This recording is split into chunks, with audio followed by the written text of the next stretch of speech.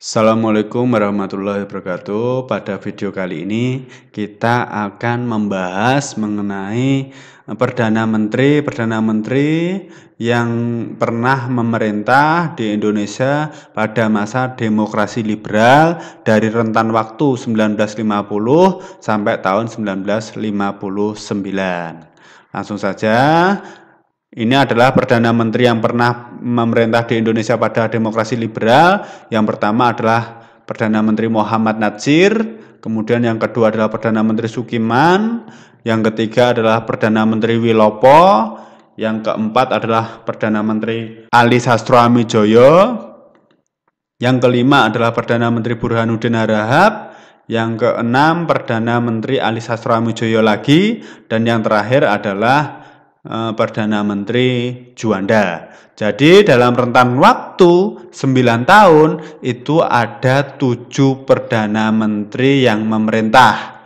Jadi rata-rata ya sekitar umur 1 tahunan. Yang paling lama itu Ali Sastroamidjojo yang pertama. Itu sekitar 2 tahun. Nah, ini merupakan salah satu ciri dari masa demokrasi liberal di Indonesia yang sering gonta-ganti kabinet, yang mana politik di Indonesia tidak stabil. Langsung saja kita bahas. Yang pertama adalah yang kita bahas Kabinet Natsir, memerintah dari 6 September 1950 sampai 21 Maret 1951.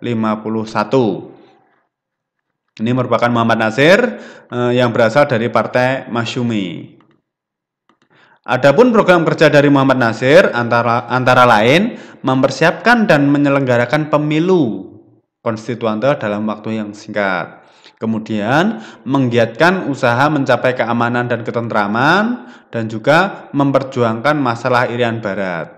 Ini merupakan garis besar program kerja dari Kabinet Natsir. Adapun prestasinya, yang pertama adalah Indonesia diterima sebagai anggota PBB yang ke-60 pada tanggal 28 September 1950. Jadi Indonesia secara resmi masuk menjadi anggota PBB itu pada masa Kabinet Natsir.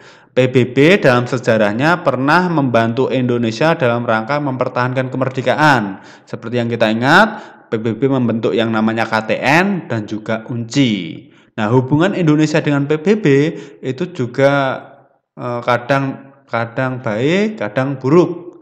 Jadi Indonesia itu pernah keluar dari PBB pada masa demokrasi terpimpin, ketika Indonesia sedang berkonflik dengan Malaysia. Prestasi yang lain adalah membentuk DPRD. Kabinet Natsir tidak bertahan lama gara-gara adanya mosi tidak percaya dari Hadikusumo, berasal dari Partai PNI, yang menganggap pembentukan DPRD hanya menguntungkan dari Masyumi, partainya dari Natsir. Akhirnya Kabinet Natsir harus menyerahkan mandatnya kepada Presiden. Kabinet yang kedua adalah Kabinet Sukiman. Ini Kabinet Sukiman merupakan koalisi dari PNI dan Masyumi. Adapun program kerja dari Kabinet Sukiman antara lain menjalankan tindakan-tindakan yang tegas sebagai negara hukum untuk menjamin keamanan dan ketentraman, mempercepat usaha penempatan bekas pejuang dalam lapangan pembangunan, menyelesaikan persiapan pemilihan umum konstituante, menjalankan politik luar negeri bebas aktif yang menuju perdamaian, dan juga upaya untuk mengembalikan Irian Barat. Keberhasilan Kabinet Sukiman antara lain salah satunya nasionalisasi The Java Bank menjadi Bank Indonesia. Kabinet Sukiman juga bernasib sama dengan Kabinet Natsir, tidak bertahan lama gara-gara ditandatanganinya Mutual Security Act, yaitu perjanjian persenjataan keamanan antara Indonesia dengan Amerika.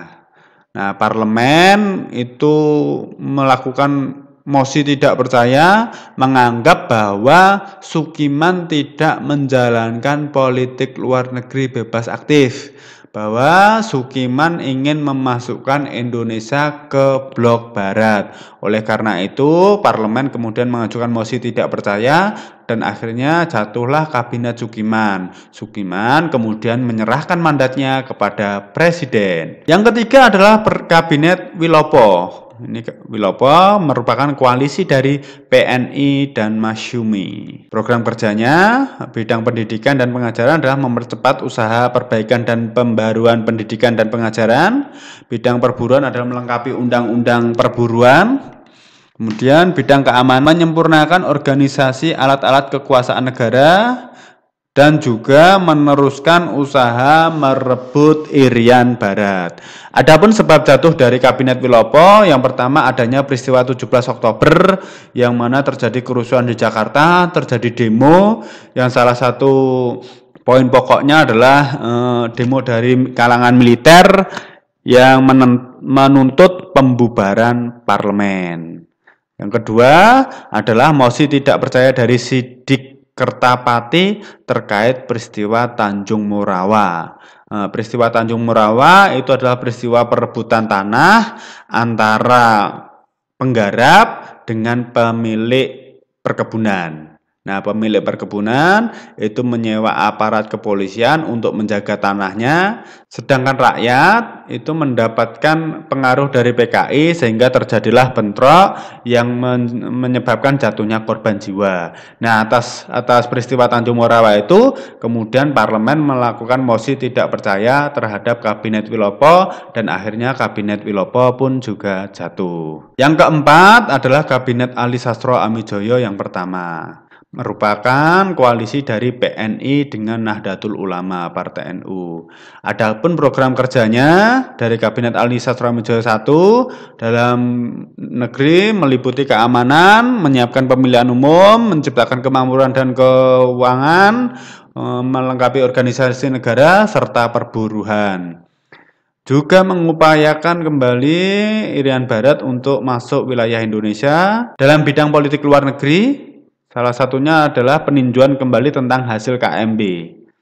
Prestasinya, Kabinet Ali Sastro Amijoyo 1 berhasil melaksanakan konferensi Asia Afrika di Bandung yang nanti menghasilkan yang namanya Dasasila Bandung. Sebab jatuhnya adalah terjadinya peristiwa pergantian pimpinan Kepala Staf Angkatan Darat yang dikenal dengan peristiwa 27 Juni. Ini masih berhubungan dengan konflik sipil militer. Akhirnya terjadi mosi tidak percaya dari parlemen, akhirnya Kabinet Ali Sastro Amijoyo juga jatuh. Yang kelima adalah Kabinet Burhanuddin Harahap. Adapun program kerja dari Kabinet Burhanuddin Harahap adalah mengembalikan kewibawaan moral pemerintah, melaksanakan pemilihan umum, memberantas korupsi, dan membubarkan Uni Indonesia Belanda. Prestasinya adalah melaksanakan pemilu tahun 1955 yang merupakan pemilu pertama di Indonesia.